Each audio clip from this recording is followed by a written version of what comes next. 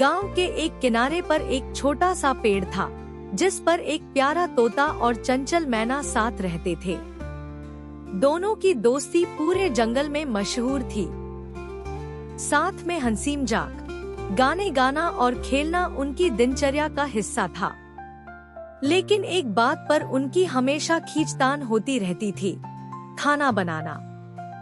तोता कहता, मैं सबसे अच्छा खाना बनाता हूँ, और मैना तुरंत जवाब देती, अरे मुझसे बेहतर खाना कौन बना सकता है।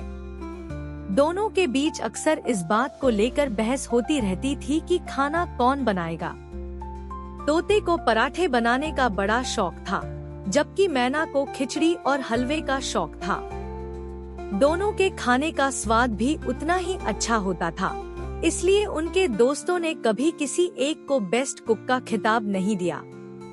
लेकिन इस बार मामला कुछ ज्यादा ही गंभीर हो गया था। एक दिन सुबह सुबह सूरज की पहली किरण के साथ तोते की आंख खुली। उसने सोचा, आज तो मैना को दिखा ही दूं कि खाना बनाने में कौन महारथी है। उसने अपनी चोंच में एक थाली उठाई और किचन में घुस गया। उसने तय कर लिया था कि वह अपने पसंदीदा आलू के पराठे बनाएगा और मैना को हैरान कर देगा। दूसरी तरफ मैना भी नींद से उठ चुकी थी। उसने बाहर झांका और देखा कि तोता किचन में जा चुका है। अरे ये क्या, आज तो मैं खिचड़ी बनाने वाली थी। लेकिन अगर तोता किचन में घुस चुका है तो मुझे भी अपना दावा ठोकना होगा। यह सोचकर मैना भी तेजी से किचन की ओर भागी। तोता आटे को बेलने की तैयारी कर रहा था कि तभी मैना धड़धड़ाती हुई आई। रुको तोता, आज किचन मेरी बारी है। मैं खिचड़ी और हलवा बनाने वाली हूँ, मैना ने कहा। तोते ने चौंकते हुए कहा, अरे ये कैसी बात कर रही हो मैना? आज तो मैं पराठे बनाने वाला था, तुम कल बना लेना। मैना ने अपनी चोंच फुलाते हुए कहा, क्यों? हमेशा तुम ही पहले क्यों बनाते हो? आज मेरी बारी है। मैं आज किचन में कुछ टेस्टी बनाने वाली हूँ, और ये खिचड़ी और हलवा कोई छोटा मोटा पकवान नहीं है। दोनों में तकरार बढ़ गई। पहले तो तोता और मैना थोड़ी बहस में उलझे, लेकिन जल्द ही मामला और बिगड़ गया। दोनों ने ठान लिया था कि आज किचन पर उनकी जीत होगी। तोते ने अपनी चोंच से आटा बेलना शुरू किया और जोर जोर से कहने लगा, पराठे बनने दो, फिर देखना तुम मैना, सब मुझे ही तारीफ देंगे। मैना ने अपने पंख फैलाए और चावल को बर्तन में डालते हुए बोली, मेरी खिचड़ी की खुशबू जब फैलेगी ना, तो तुम्हारे पराठों की सारी महक गायब हो जाएगी। अब स्थिति यह हो गई थी कि दोनों किचन के छोटे से स्टोव के ऊपर अपना अपना बर्तन रखकर साथ साथ खाना बनाने लगे। तोता तवे पर पराठे सेंक रहा था और मैना खिचड़ी के लिए बर्तन में चावल और दाल डाल रही थी। दोनों की प्रतियोगिता इतनी गंभीर हो चुकी थी कि उन्हें समझ ही नहीं आ रहा था कि कैसे एक ही स्टोव पर एक साथ खाना बनाना मुमकिन होगा। जल्द ही उनकी लड़ाई और बढ़ने लगी। तोते ने पराठे को पलटते हुए कहा, अरे तुम अपनी खिचड़ी का पानी इतना उबाल रही हो कि मेरे पराठे जलने लगे हैं।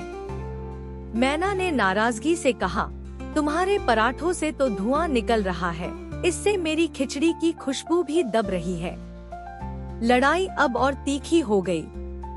तोता गुस्से में तवा उठाकर किचन के दूसरी ओर ले गया और मैना ने खिचड़ी का बर्तन खिसका कर स्टोव के बीच में रख लिया।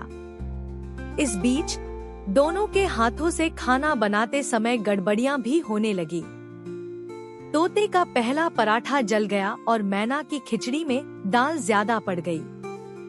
दोनों के गुस्से का पारा और चढ़ने लगा। तुम्हारी वजह से मेरा पराठा जल गया, तोता चिल्लाया। तुम्हारी वजह से मेरी खिचड़ी खराब हो गई, मैना भी जोर से बोली। तभी दोनों के बीच रहने वाले उनके दोस्त कछुआ, खरगोश और बंदर वहां आ पहुँचे। वे देख रहे थे कि तोता और मैना किस तरह खाना बनाने की होड़ में एक दूसरे से लड़ रहे हैं। कछुआ, जो कि हमेशा शांत और समझदार माना जाता था, उसने हंसते हुए कहा, अरे तोता और मैना, ये क्या हो रहा है? तुम दोनों अच्छे दोस्त हो और फिर भी खाना बनाने को लेकर इतनी बड़ी लड़ाई कर रहे हो।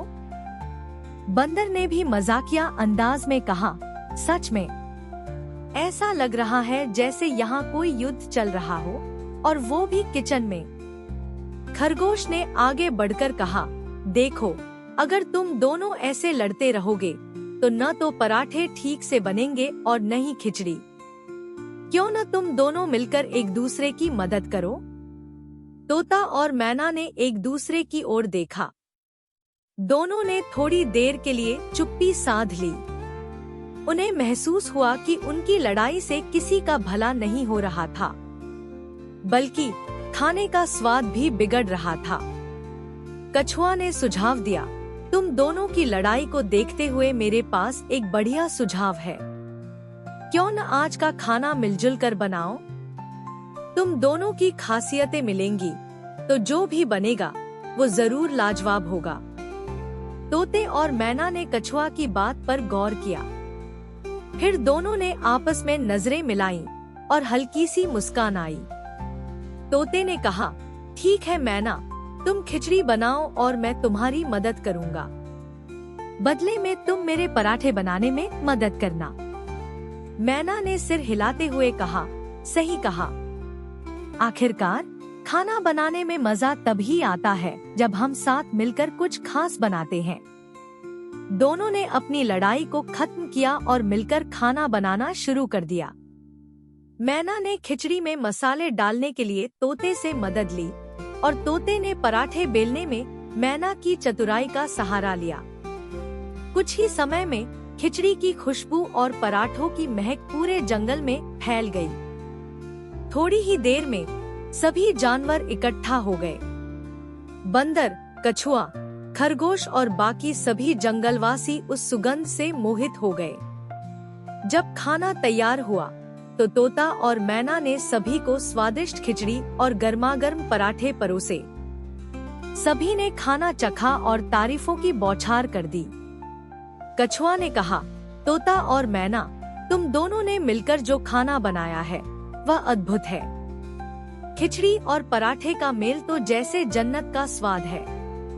बंदर ने हंसते हुए कहा, आज की यह खिचड़ी पराठे की जोड़ी जंगल के इतिहास में याद रखी जाएगी। तोता और मैना ने एक दूसरे की ओर देखा और हंसी में ठहाका लगाया। दोनों को यह एहसास हुआ कि मिलजुल कर काम करने से चीजें और भी खास हो जाती हैं। उस दिन के बाद तोता और मैना ने कभी भी खाना बनाने को लेकर झगड़ा नहीं किया। अब जब भी उन्हें खाना बनाना होता, वे मिलजुल कर काम करते। तोते का पराठा और मैना की खिचड़ी अब पूरे जंगल की पसंदीदा डिश बन गई थी। और इस तरह खाना बनाने की होड़ अब मिलकर स्वादिष्ट भोजन बनाने की खुशी में बदल गई। तोते और मैना की मजेदार लड़ाई ने उन्हें यह सिखा दिया कि सच्ची दोस्ती और सहयोग से हर काम आसान और मजेदार हो जाता है।